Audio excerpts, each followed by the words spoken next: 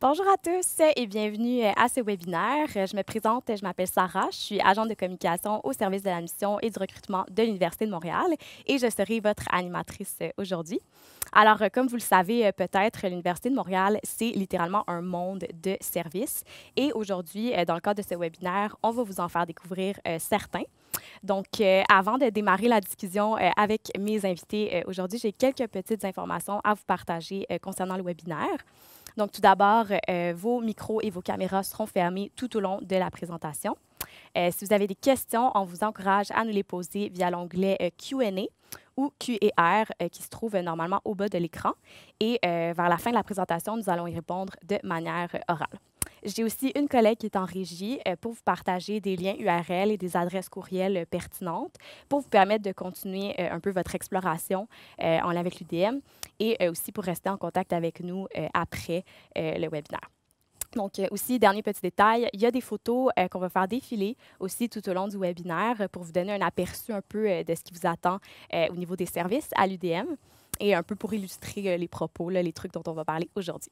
Donc, ben, sans plus attendre, débutons la discussion. Donc, ma première invitée, c'est Anne-Isabelle Bourdon. Bonjour, merci beaucoup d'être ici aujourd'hui. Donc, vous, en fait, vous êtes coordonnatrice, et je vais lire pour m'assurer de ne pas dire n'importe quoi. Vous êtes coordonnatrice au service à la vie étudiante. Vous êtes aussi en charge de l'accueil et du soutien aux nouvelles et nouveaux étudiants. Et vous avez aussi une patte dans le logement hors campus.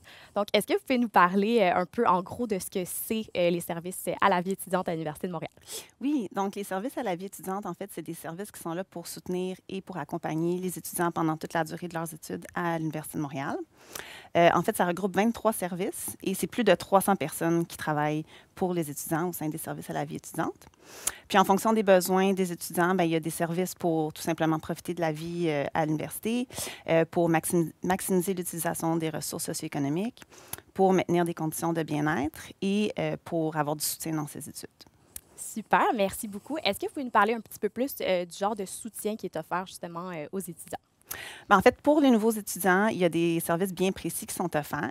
D'abord, il y a un groupe Facebook qui s'appelle le groupe UDM plus 1 qui est Mm. créé à chaque année. Donc, il y a une cohorte vraiment spécifique pour chaque année. Et c'est un groupe de services à la clientèle qui est offert par les pairs. Donc, c'est modéré par des étudiants et des étudiantes ambassadeurs et ambassadrices qui sont formés et soutenus par les services à la vie étudiante. Et ces étudiants-là répondent à toutes les questions que les nouveaux étudiants pourraient avoir dans ce groupe-là. Et évidemment, ils sont supervisés là, au niveau de la qualité des réponses.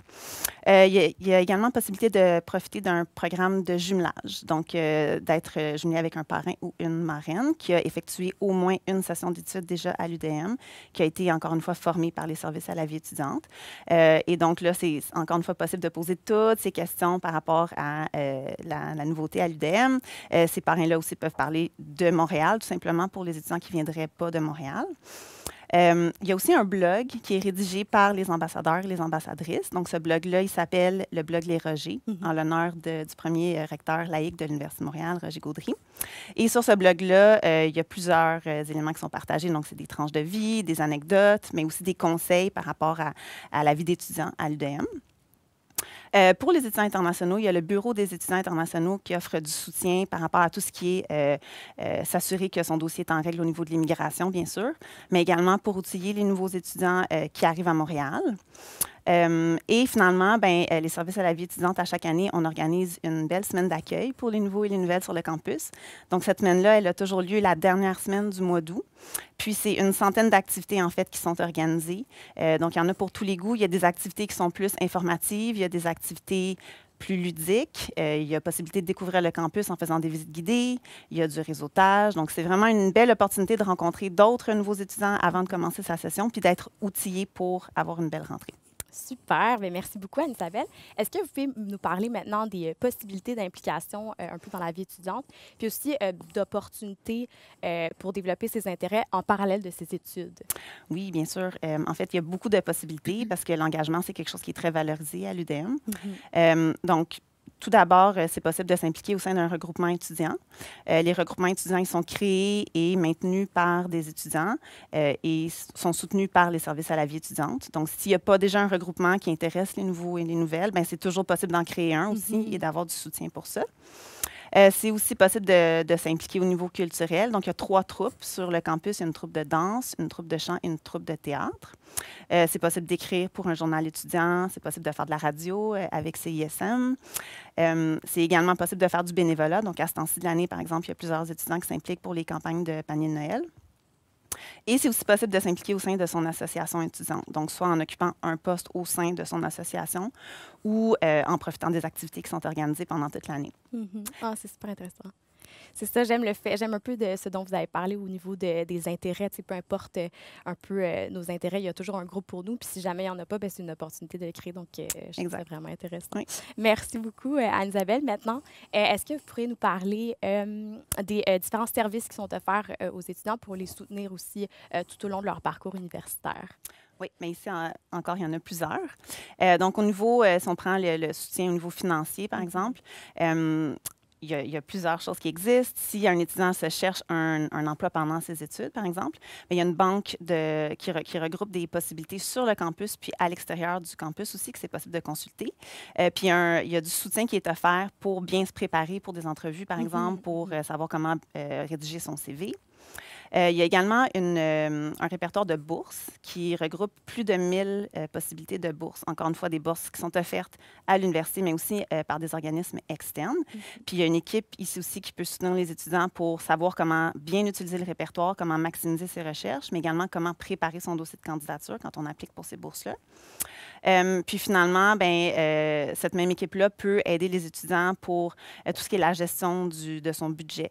Donc, par des rencontres individuelles, mais également, c'est possible aussi d'avoir de l'aide pour faire sa demande d'aide financière aux études, que ce soit pour le Québec, pour le Canada, même pour les États-Unis. Donc, il y a du soutien qui est offert.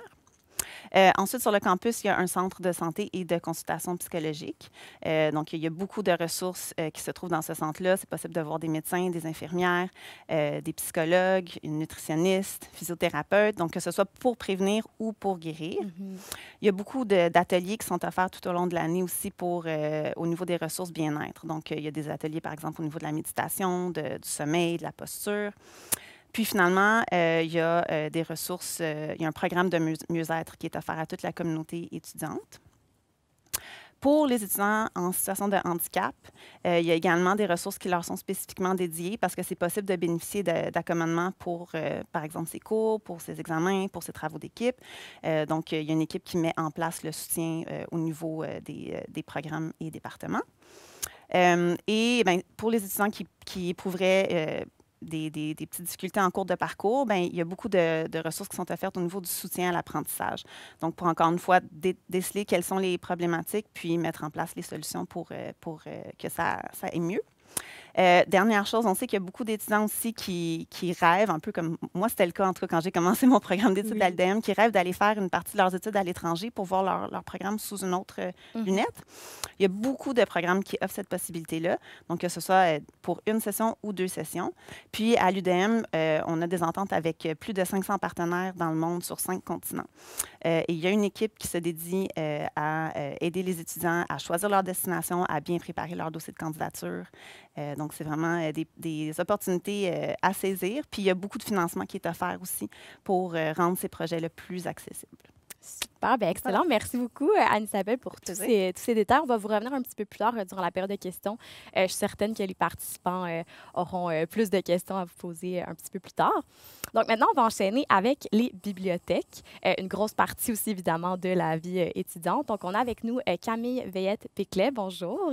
Merci beaucoup d'être ici aujourd'hui pour cette présentation. Donc vous, en fait, vous êtes directrice des bibliothèques des sciences de la santé et des bibliothèques scientifiques. Oui. Donc, disons que moi, je suis nouvellement universitaire, je débute mon parcours à l'UDM. En quoi est-ce que les bibliothèques vont m'être utiles? Au fond, les bibliothèques de l'Université de Montréal, ce sont 14 bibliothèques qui sont réparties à travers les différents campus et pavillons de l'UDM. Donc, bon à savoir, du moment que vous commencerez, que les gens commenceront leurs études ou leurs activités à l'UDM, il y a une bibliothèque à proximité de leurs activités, ouverte pour répondre à leurs besoins. Puis quand on est étudiant ou membre de la communauté UDM, on peut utiliser l'une ou l'autre des 14 bibliothèques selon nos préférences, besoins, etc. Les bibliothèques, on vous offre, au fond, on offre aux étudiants des lieux propices pour l'étude, le travail individuel, mais aussi le travail d'équipe. On a des lieux pour décompresser. On est aussi en lien avec le bien-être. Et on a finalement des lieux dans lesquels les gens peuvent développer de nouvelles compétences comme l'impression 3D, la captation vidéo, la visualisation de données, etc.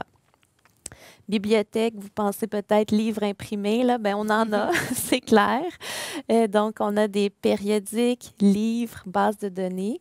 Ce sont des ressources fiables et de qualité en format électronique ou imprimé.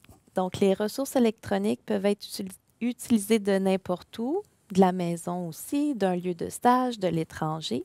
Et les étudiants peuvent emprunter jusqu'à 100 livres imprimés, ce qui devrait être suffisant dans plusieurs cas. Puis sinon, bien, on a évidemment une très belle équipe qui est dédiée, dévouée pour soutenir les étudiants dans leur apprentissage, leur parcours académique. Alors, les gens peuvent venir rencontrer des membres du personnel à la bibliothèque ou en mode virtuel. Puis pour répondre à des besoins rapides, on a aussi un service de clavardage qui est ouvert 7 jours sur 7, en journée et en soirée. Puis cette équipe dévouée-là, bien, elle offre aussi des formations. Là, on est vraiment dédié à... On veut que les gens réussissent leurs travaux, leurs cours. Alors, on offre ce qu'on appelle des formations à la recherche documentaire. OK. Donc, pour ceux et celles qui ne le savent pas, c'est au fond trouver de l'information, comment bien la chercher, l'identifier, est-ce que c'est fiable, etc. Et puis, ce sont des formations qui sont libres. Les gens peuvent s'inscrire ou sinon, ils peuvent aussi venir rencontrer des professionnels. Puis, il y a un jumelage qui se fait aussi dans certains cas pour qu'un bibliothécaire accompagne les étudiants tout au long de leur parcours. Wow, OK. Merci beaucoup, Camille, c'est beaucoup d'informations. Merci beaucoup. Puis, est-ce que vous auriez de l'information supplémentaire pour ceux qui visent les études supérieures à l'Université de Montréal? Oui, donc pour ceux qui ont déjà une expérience universitaire, mais qui se joindraient à nous pour la maîtrise, le doctorat, etc. Donc, évidemment, tout ce que j'ai dit s'applique, mais on a aussi une belle offre de soutien à la recherche aux bibliothèques. Donc, on offre du soutien pour la gestion des données de recherche, pour apprendre à publier un article scientifique, le publier en libre accès. On offre du soutien pour les synthèses de connaissances, pour aider à comprendre, décrypter le droit d'auteur, tu sais, ce qu'on a le droit de faire, ce qu'on n'a pas le droit de faire. Et puis, on est évidemment... le temps file, là, mais au fond, on est vraiment là pour soutenir les gens. Il y a des ateliers de rédaction aussi qui sont organisés en lien avec les associations étudiantes. Puis moi, j'invite vraiment tout le monde à voir notre site web. On a aussi des capsules sur notre site web qui vont permettre aux gens d'explorer davantage les bibliothèques. Super. Bien, merci beaucoup. Justement, les liens vont être partagés dans le clavardage si jamais vous voulez poursuivre votre exploration, comme je vous le disais au début. Donc, merci beaucoup. On va vous revenir un petit peu plus tard durant la période de questions et réponses. Je suis certaine, encore une fois, que les étudiants ou les futurs étudiants auront beaucoup de questions au niveau des bibliothèques. Donc, merci beaucoup. Maintenant, on va enchaîner avec le sport avec Camille Dumais. Donc, bonjour. Merci beaucoup d'être ici avec nous aujourd'hui. Donc, vous êtes en fait responsable du service à la clientèle du CEPSUM. Alors, j'ai une première question pour vous. Quels sont en gros les avantages un peu d'être membre du CEPSUM une fois qu'on est à l'Université de Montréal? En fait, les avantages débutent dès que quelqu'un est étudiant, soit à HEC, Polytechnique ou même Université de Montréal, puisque les étudiants ont déjà accès aux installations sportives pour tout ce qui est activité de pratique libre. Quand je parle de pratique libre, je parle de tennis, badminton, nage également. Donc, ça se trouve à être un super bel avantage. On a également des avantages pour nos diplômés, que ce soit à titre de rabais, donc des tarifs préférentiels, donc pour les anciens, encore une fois, là, qui souhaitent soit s'inscrire à une activité ou encore venir pratiquer du sport librement. Ah, OK, super. C'est bon à savoir ça aussi pour les diplômés. Je n'étais pas au courant. Puis en termes de ce qui est offert aux étudiants côté sport, est-ce que vous pouvez nous en parler un petit peu plus? Vous avez nommé quelques sports, justement, mais est-ce que vous avez d'autres choses à ajouter à ce niveau-là? Oui, donc le Centre d'éducation physique et des sports de l'Université de Montréal est l'un des plus grands complexes au Canada, déjà. Donc, de par l'œuvre de variété d'activités comme de type de plateau sportif. Donc, on a des gymnases, par exemple. On a la piscine, comme je disais. On a également une piste de course. Le CEPSUM se trouve être est un super bel héritage, d'ailleurs, des Jeux olympiques de 1976 à Montréal. Donc, on a des très grosses équipes qui sont venues, des athlètes de très haut niveau qui ont pratiqué donc, sur nos installations sportives. Donc, on a vraiment une super belle variété. Puis pour les étudiants, ça se trouve être un lieu de choix super rassembleur, notamment de par la dynamique qui s'y installe là, avec les sports d'équipe. Le CEPSUM, c'est également la maison de nos étudiants athlètes, donc pour le sport d'excellence, les Carabins de l'Université de Montréal. Donc, c'est ça, par les sports, on a des ligues, on a des clubs sportifs, on a les sports d'excellence, comme je vous disais. Donc, on a vraiment une très, très, très belle variété de sports. Super, merci beaucoup. Puis, évidemment, à l'Université de Montréal, c'est ça, il n'y a pas nécessairement un seul lieu où il est possible de pratiquer de l'activité physique. Est-ce que vous pourriez nous parler justement de d'autres endroits où c'est possible de s'activer un peu sur le campus? Oui, en fait, c'est qu'on a selon le type d'activité qu'on a, on va se déplacer un peu partout, que ce soit des parcs à l'extérieur. On a des activités de groupe le soir pour lesquelles de courses, par exemple, qui peuvent se déplacer un peu partout là, sur l'île de Montréal. On va essayer de rester sur le campus. Sinon, on a dans nos infrastructures, en fait, on a un terrain de football sur le site même du CEPSUM. On a également un second terrain qui est donc le terrain Vincent Nindy. Donc, on a beaucoup, beaucoup d'espace pour organiser des activités. Super, merci, c'est super bon à savoir. Et finalement, comment est-ce que vous pourriez qualifier un peu l'ambiance sportive à l'Université de Montréal? Je sais que c'est quelque chose qu'on entend beaucoup parler avant même d'être étudiant. Donc, est-ce que vous pourriez nous en parler un petit peu plus de ce qui caractérise cette ambiance-là? C'est très rassembleur, en fait, que ça soit par les étudiants qui ont un sentiment d'appartenance, soit en pratiquant un sport, comme je disais, ou en venant voir justement leurs amis pratiquer. Ce qui est le fun, c'est que c'est très familial. L'esprit de famille est là, puisqu'on a également des activités pour les plus jeunes. Donc, si jamais il y a des étudiants qui ont des enfants, on a une programmation pour la clientèle plus jeune également les fins de semaine. Donc, c'est ça. On a également là, un soutien qui est offert aux étudiants. On a une clinique de physiothérapie, de médecine sportive. Donc, même si on connaît des petits problèmes au niveau de la santé physique, on va pouvoir vous prendre en charge également là, pour aider les étudiants à continuer leur parcours sportif. Excellent, merci. Puis, si je ne me trompe pas, je pense qu'il y a aussi vraiment un sentiment d'appartenance fort à partir du moment où on entre à l'Université de Montréal. On a l'impression qu'on fait déjà partie des Bleus, là, comme on les appelle. Donc, oui, on a beaucoup d'équipes. On a beaucoup d'équipes, puis on invite en fait toute la communauté à venir nous encourager, en fait, toutes les équipes, que ce soit football, hockey, rugby, cheerleading. On va toujours vous accueillir à bras ouverts. Oui, puis il y a une ambiance vraiment électrisante là, à chaque partie, peu importe le sport. Là, donc, je vous invite vraiment à y participer si jamais ça vous adonne. Donc, merci beaucoup, Camille. On va vous revenir un peu plus tard, comme les autres, pour la période des questions et réponses. Maintenant, on va passer aux services alimentaires et aux résidences avec M. Pascal Proutot. Donc, bonjour. Merci d'être ici avec nous aujourd'hui. Donc, vous, en fait, vous êtes directeur des résidences, de l'hôtellerie et de la restauration. Donc, est-ce que vous pouvez nous parler, en gros, rapidement de ces deux services-là? Oui, bonjour. Alors, je vais commencer avec les résidences. Donc, les résidences, c'est 4 bâtisses qui sont perchées à flanc de montagne, les unes au-dessus des autres, dans un espace verduriant en pleine nature. Nos résidences comptent 1123 chambres, avec 3 cuisines communes, beaucoup d'espaces communs aussi, des espaces de lecture, des espaces de repos, des espaces de détente avec billard, baby-foot. Certains espaces ont été refaits très récemment. Nous avons aussi, depuis peu, créé un dépanneur ouvert 7 jours sur 7 au sein des résidences qui facilite l'accès à la nourriture et à tous les ustensiles de premiers soins pour nos résidents. Et puis pour les services alimentaires local comptent une grande cafétéria principale et 5 comptoirs alimentaires dispersés un petit peu partout à travers le campus, ainsi que le dépanneur aux résidences qui est opéré par local. Nous avons également un traiteur qui sert sur le campus et à l'extérieur du campus en gros volume. Le local, depuis 3 ans, a pris un tournant éco-responsable et on cherche de plus en plus à développer tout ce qui est développement durable, à commencer par nos superficies agricoles qu'on cultive nous-mêmes afin d'intégrer nos produits au fur et à mesure dans nos cuisines, que ce soit le sirop d'érable, que ce soit le miel, que ce soit la bière qu'on a faite, que ce soit des gelées de piment ou toute autre sorte de plantes qu'on trouve sur le campus. Un des grands avantages qu'on a aussi, c'est que l'Université de Montréal gère à 100% son parc alimentaire. Autrement dit, on n'a pas de concessionnaire extérieur comme un Chartwell ou comme Compass ou comme Aramark. On est capable de prendre des décisions ou de recevoir des décisions du rectorat et de les imposer extrêmement rapidement. Et c'est aussi ça qui fait un petit peu la différence entre l'Université de Montréal et d'autres universités au niveau du développement durable, parce qu'on décide de faire quelque chose et on le met en place et on n'a pas les mains liées, par exemple, avec des fournisseurs ou des prestataires qui ont leurs propres standards et structures. Donc, les services alimentaires de l'Université de Montréal sont de plus en plus des produits sains, locaux, bio, Et on cherche de plus en plus à être dans la fine pointe des tendances alimentaires des étudiants. Super, merci beaucoup. Donc oui, c'est intéressant de savoir qu'une fois qu'on est à l'Université de Montréal, il y a beaucoup de choses qu'on va consommer qui sont faites à même le campus. Donc c'est vraiment très particulier, je trouve. C'est toujours le fun de voir un produit qui est vraiment brandé un peu l'UDM, puis tu sais que ça vient de là. En tout cas, je trouve ça vraiment intéressant. Donc, ben, merci beaucoup à vous tous pour ces belles informations-là. Maintenant, on va passer à la période de questions-réponses. Donc, je vous encourage encore une fois de nous poser vos questions via l'onglet QR ou Q&A, dépendamment de la langue de votre plateforme. Vous pouvez aussi nous écrire dans le clavardage au besoin.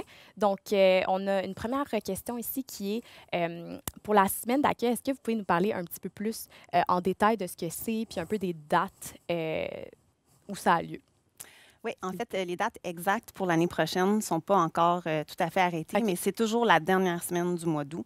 Ça va faire partie des premières communications, en fait, que les nouveaux étudiants admis vont recevoir. En quoi ça consiste? C'est ça. C'est une centaine d'activités qui sont réparties sur ces 5 journées-là. Il y a des activités qui sont plus en salle, donc plus du type informatif, donc pour être bien outillés pour partir du bon pied en arrivant à l'université. Donc, savoir maîtriser les outils informatiques, connaître l'ensemble des services à la vie étudiante. Pour les étudiants internationaux, il y a vraiment des informations spécifiques sur l'immigration, sur les assurances. Il y a plusieurs visites guidées qui sont offertes par nos étudiants ambassadeurs et ambassadrices du campus principal, du campus 1000 aussi. Il y a des activités de réseautage. Il y en a plusieurs qui sont organisées par nos ambassadeurs, encore une fois, donc des activités ludiques qui permettent de rencontrer d'autres étudiants, de faire des nouvelles connaissances. Donc voilà, ça prend plusieurs facettes. Puis on travaille en collaboration avec d'autres intervenants sur le campus. Donc, ce n'est pas juste les services à la vie étudiante. Cette semaine-là, on travaille avec les bibliothèques, avec le CEPSUM. Donc, voilà, c'est possible de retrouver tous les services dans cette semaine-là. Super. Merci beaucoup pour les détails. Maintenant, on a une question qui concerne les résidences. Donc, combien ça coûte environ une chambre et à quel moment environ est-ce qu'il faut réserver à partir du moment où ça nous intéresse puis on le considère vraiment? Pour les résidences, on fait des bails de 8 mois en règle générale, qui commencent en septembre pour finir au mois d'avril. Actuellement, le loyer est encore de 402 $ par mois, mais ça risque d'augmenter légèrement avec l'inflation. Mais ça reste qu'on s'efforce toujours de garder des loyers assez bas, justement pour pouvoir répondre à toutes les attentes au niveau prix des étudiants. Super. On a une autre question qui concerne un peu les services alimentaires. Je sais qu'il y a des gens qui sont, vous en avez parlé un petit peu plus tôt, mais je sais qu'il y a des gens qui sont intéressés à savoir un peu plus sur la nourriture. Est-ce qu'il y a des options bio aussi sur le campus? En fait, oui, bio, ben, on a beaucoup d'éléments bio. Les questions qui reviennent beaucoup, c'est au niveau de la protéine végétale versus la protéine animale. Donc, on va de plus en plus vers une tendance à essayer de proposer tout ce qu'on trouve en version protéine animale, on le propose en version protéine végétale, donc pour satisfaire plus de demandes. La très grande majorité des produits sont transformés sur place. On a une grande équipe de cuisiniers, on a plus de 50 personnes qui travaillent pour nous. Et dans la mesure où on se veut vraiment d'offrir la meilleure nourriture possible, il y a certains qui nous faut des produits frais, des produits biologiques qu'on cultive nous-mêmes en grande partie dans nos serres ou sur nos terrains, et des produits qu'on transforme sur place sur le campus. Super, merci beaucoup, M. Pourteau. Merci. On a une autre question concernant la semaine d'accueil. Ça existe aussi pour janvier, oui. Si on ne se trompe pas. OK, est-ce que vous pouvez nous en parler un petit peu plus? Oui, en fait, pour les étudiants qui commencent leur parcours à l'hiver, il y a des journées d'accueil qui sont organisées aussi. Donc là, cette année, spécifiquement, ça va être les 4 et 5 janvier. Okay. Il y a une vingtaine d'activités qui sont organisées. Les informations sont envoyées via des infolettres à tous les nouveaux étudiants. Puis, encore une fois, c'est un peu le même package deal, mais sur deux journées au lieu de 5. Donc, il y a des visites du CEPSUM. Il y a une activité qui est organisée par les bibliothèques, des séances d'information, des activités ludiques, surtout en soirée avec notre équipe d'ambassadeurs. Donc, voilà. Ah, super. Bien, merci beaucoup pour les détails.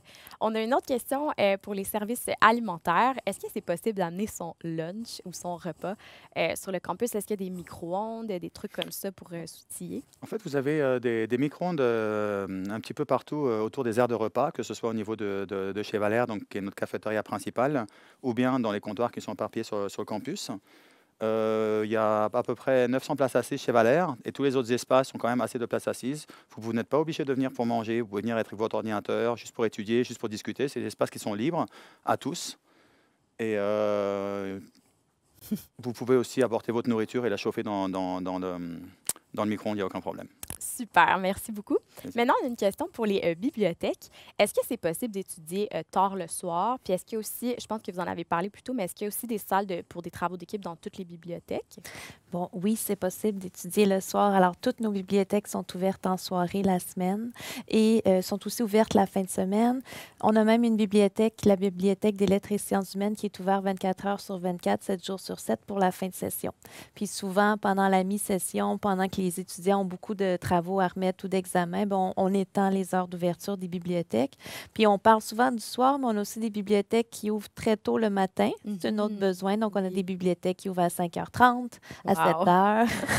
Alors, on couvre presque toujours le 24 heures sur 24. Sinon, les salles de travail en équipe, elles sont vraiment belles. Moi, je les aime beaucoup parce que c'est un luxe. Là. Moi, j'habitais dans un 3,5 avec ma mère. Alors, de pouvoir travailler dans une salle d'équipe avec mes collègues, c'était très important. On en a dans chaque bibliothèque. Elles sont équipées avec différents équipements.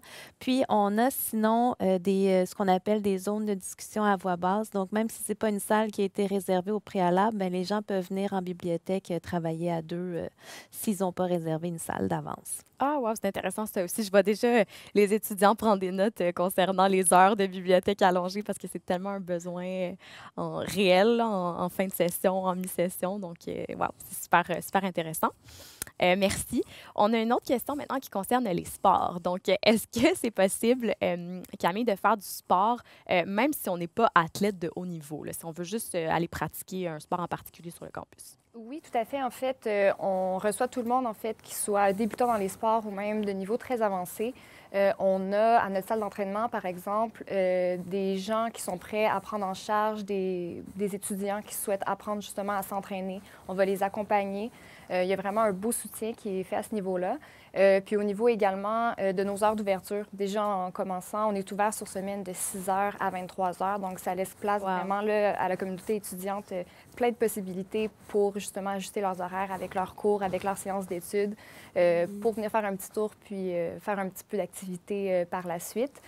Puis sinon, au service à la clientèle, il y a toujours possibilité pour nous de mettre justement les clients en contact avec les personnes à qui ils souhaitent parler, tout dépendamment de l'activité qu'ils souhaitent participer. Puis on essaie le plus possible également de permettre aux gens qui connaissent peut-être un petit peu moins de personnes de venir également faire du sport, collectif ou non, au CEPSUM. On a des systèmes de jumelage pour se trouver un partenaire de jeu, par exemple.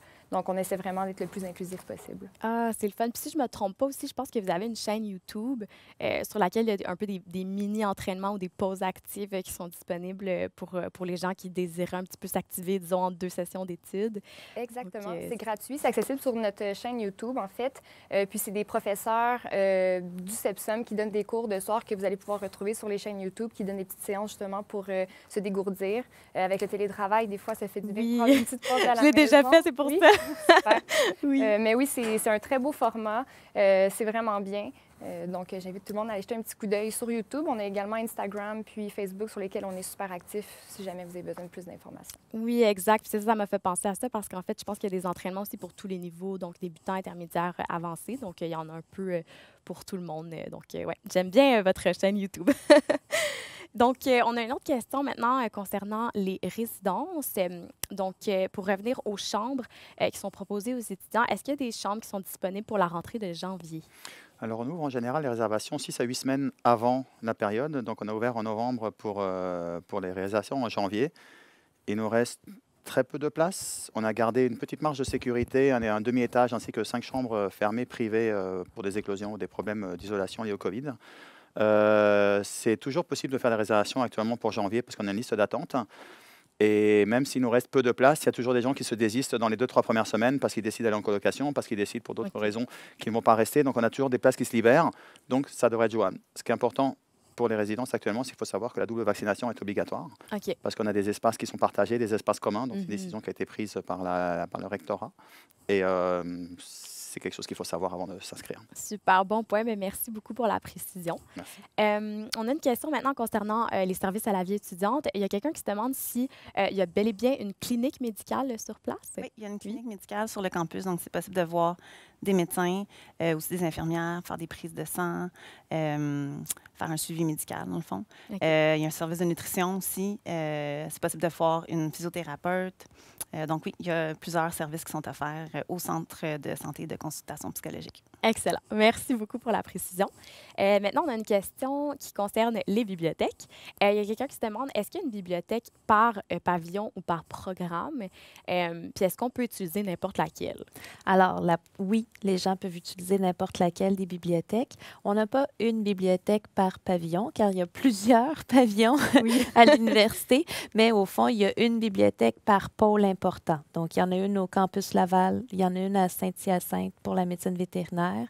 Il y en a plusieurs, il y en a une au campus 1000, il y en a plusieurs sur ce qu'on appelle le campus principal, puis qui sont vraiment répartis là, d'est en ouest sur le campus. Et puis, c'est sûr qu'il y a des thématiques disciplinaires à l'intérieur des bibliothèques, mais notre équipe peut être rejointe en tout temps aussi, puis peut être rejointe en ligne aussi. Donc, si jamais les gens, par exemple, vont à la bibliothèque du campus Laval, bien, ils peuvent quand même avoir du soutien qui est offert par la Bibliothèque de la santé, qui est au pavillon Roger Gautry. OK, super. Merci pour les petits détails. On a une autre question maintenant qui concerne les services alimentaires. Est-ce qu'il y a des offres pour les gens qui sont végétariens ou végétaliens aussi sur le campus? Oui, on s'efforce de pouvoir offrir des substituts à tout ce qui est protéines animales. Donc, on a de plus en plus de véganes et de végétariens. Ça fait 2 ou 3 ans maintenant qu'on a commencé vraiment cette tendance. Pendant un moment, on offrait même 66% de protéines végétales versus la protéine animale à la rentrée de septembre 2019, parce que la tendance était très forte à ce moment-là. Mais effectivement, oui, c'est quelque chose sur lequel on travaille beaucoup. Et puis, les services alimentaires de l'Université de Montréal vont participer à une conférence avec l'Université de Toronto en mai prochain, justement, pour être un peu des leaders dans le programme de protéines végétales au niveau du Canada. Oh, Donc, wow. on va parler devant les autres universités parce que l'Université de Montréal, de Toronto sont assez avancés dans le domaine. Donc, ça nous fait une très belle image à ce niveau-là. On continue, on a des objectifs assez précis qui sont de 60% de protéines végétales pour 2023. Donc, c'est une tendance dans laquelle on est bien enfoncé et dans laquelle on va continuer dans les prochaines années. Ah, super. Bien, merci beaucoup. C'est vraiment intéressant à savoir. Merci. On a une question maintenant concernant les sports. Il y a quelqu'un qui se demande, est-ce que c'est possible d'intégrer les carabins, même si on n'a jamais joué dans une équipe au niveau collégial? Tout dépend, en fait, justement, là, du rendement de l'athlète, je dirais. Reste que les carabins, c'est le sport d'excellence. Donc, ça reste du sport de haut niveau et du sport compétitif également. Pour ce qui est, en fait, du recrutement, chaque équipe a son propre processus de recrutement. Donc, à ce moment-là, il y a possibilité d'entrer en contact avec l'entraîneur pour voir c'est quoi l'expérience de l'étudiant dans le sport, dans la discipline qu'il a choisie, puis essayer de voir un peu s'il y a possibilité pour lui d'intégrer l'équipe ou non. Puis, par la suite, c'est ça, si jamais les étudiants ont besoin d'être mis en contact avec un entraîneur. Toujours une fois, vous pouvez vous référer au service à la clientèle, puis on va pouvoir vous donner les coordonnées des entraîneurs en question. OK, super. Merci beaucoup pour les détails. On a une autre question concernant les bibliothèques. Quelqu'un qui se demande si les bibliothèques comportent des livres bilingues ou en langue étrangère, en langue ancienne aussi, comme par exemple en latin ou en grec. Alors, c'est sûr que les bibliothèques offrent de la documentation qui est beaucoup collée au cursus de l'université. Ouais. Donc, oui, on a des livres en français, des périodiques aussi. On a tout ça en français, en anglais, dans toute langue nécessaire pour soutenir vraiment l'enseignement qui est fait à l'Université de Montréal. Alors, espagnol, allemand, italien, langue autochtone, aussi langue des premiers peuples. Donc, je ne vais pas m'étaler sur l'ensemble des langues. Puis, effectivement, on a aussi une bibliothèque des livres rares et collections spéciales où non seulement, là, je pense au grec et au latin, mais aussi où il y a des supports vraiment différents, où il y a des éléments qui sont vraiment... je vais dire ancestraux, c'est pas le bon mot, là, mais qui font vraiment partie du patrimoine. Alors, c'est à découvrir. Et puis, bien sûr, on a des collections très variées. Super, merci beaucoup. C'est intéressant, encore une fois, à savoir. Je ne savais pas. On a une autre question, encore une fois, concernant les bibliothèques. Moi, je me remets un peu à quand j'étais étudiante, puis je me dépêchais pour aller à la bibliothèque parce que je voulais avoir la meilleure place, puis j'avais comme peur des fois de ne pas avoir de place. Mais est-ce que c'est une préoccupation que devraient avoir les étudiants ou au contraire, il y a énormément de places assises, il ne manque jamais d'endroits où s'installer dans les bibliothèques? On garantit pas toujours, on peut pas garantir la meilleure place toujours disponible, là, mais au fond, oui, on a plusieurs milliers de places assises dans les bibliothèques. Puis on a aussi du mobilier qui est très varié. Donc, il y a des lampes, il y a des tables de travail qui sont ajustables en hauteur, il y a des tables de travail avec des lampes de tâches, il y a du mobilier qui est vraiment très près des fenêtres là, pour faire entrer la lumière naturelle. On a ce qu'on appelle du mobilier lounge. Là, les gens peuvent étudier et travailler sur des sofas, sur des divans avec des tables à proximité. Donc, on a aussi une belle diversité d'espaces à proposer. Super. Puis si je me trompe pas aussi, je pense que j'ai vu ça passer. Il y a comme des genres d'espaces de travail où c'est possible d'étudier tout en s'activant, C'est vrai? faisant du sport. Oui. Je sais pas exactement c'est dans quelle bibliothèque, mais j'ai vu des photos puis je trouvais ça vraiment particulier. On a plusieurs bibliothèques. C'est un projet qu'on a commencé. Donc, on a plusieurs bibliothèques qui proposent ce qu'on appelle du mobilier, des postes de travail actifs. Oui. Au fond, on a des pédaliers, par exemple. On a des vélos stationnaires, des vélos pupitres. On a aussi des tables ajustables avec des planches d'équilibre. Donc, pour faire cette pause bien nécessaire, on propose aussi des équipements qui peuvent permettre aux gens de se dégourdir un petit peu tout en étudiant, travaillant. Ah, c'est vraiment bien, parce que moi, dans mon temps, il n'y avait pas ça. Donc, j'aimerais vraiment ça être étudiante en ce moment puis pouvoir profiter de ça. C'est vraiment cool. Puis sinon, ben, il y a quelqu'un qui se demande, est-ce qu'il y a des ordinateurs et des imprimantes aussi dans chacune des bibliothèques ou est-ce que c'est un petit peu plus rare? Non, il y a beaucoup. C'est sûr que notre offre change aussi. Donc, il y a encore des ordinateurs qui sont disponibles en libre service. Il y a des laboratoires de formation dans lesquels les étudiants peuvent utiliser les ordinateurs. On prête aussi des ordinateurs portables, des tablettes. Ah, OK. Les gens peuvent bien sûr venir avec leur propre ordinateur portable. On a tout ce qu'il faut pour que les gens se connectent à des écrans doubles aussi pour travailler différemment. Puis oui, on a encore, en lien avec le service d'impression de l'Université de Montréal, on offre encore l'impression sur place en bibliothèque. Ah, super. Bien, merci beaucoup pour les détails.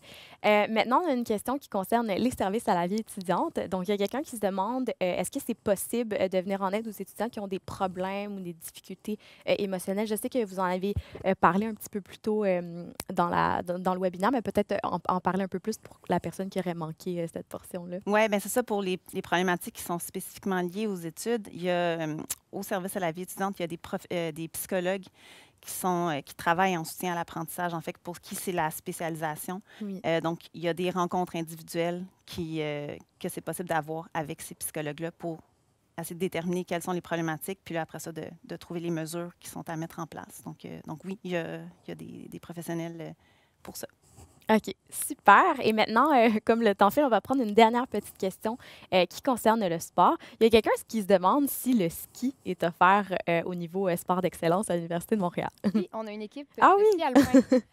Donc, oui, encore une fois, ça fait quelques années déjà, très active. Donc, oui, si la personne est intéressée, elle peut contacter l'entraîneur-chef pour voir ses possibilités de faire partie des carabins. Ah, mon Dieu, OK, c'est super intéressant. Bien, merci beaucoup. C'est ce qui conclut la période de questions-réponses et ce webinaire. Donc, merci beaucoup à vous, mes panélistes d'aujourd'hui, pour vos beaux partages, vos belles informations. Je pense que ça a été très utile pour ceux qui ont écouté aujourd'hui le webinaire. Merci aussi à vous à la maison ou au travail, peu importe où vous êtes, pour votre attention. Donc, juste pour que vous sachiez, cette séance était enregistrée. Donc, elle sera disponible en rediffusion si jamais vous en avez manqué une partie ou l'entièreté sur notre page vidéo sur demande sur le site de l'admission. Si jamais vous voulez plus d'informations concernant les autres services de l'Université de Montréal, parce qu'évidemment, il n'y en a pas seulement 4, rendez-vous sur le umontréal.ca/activités et services et vous aurez beaucoup plus de détails concernant ces services. Sinon, pour de l'information concernant les programmes d'études, les conditions d'admissibilité, les événements à venir, rendez-vous sur le site de l'admission. C'est vraiment votre outil de référence. Et je vous invite à vraiment garder l'œil ouvert parce qu'on a une belle programmation d'hiver qui s'en vient au niveau des activités. Donc, on a bien hâte de vous dévoiler tout ça. Et puis sinon, on a un compte Instagram qui s'appelle umontréal.futurétudiant qu'on vous invite à aller découvrir aussi, sur lequel des ambassadeurs et ambassadrices de différents programmes d'études vous parlent de leur expérience à l'UDM. Donc, merci beaucoup encore une fois et à bientôt.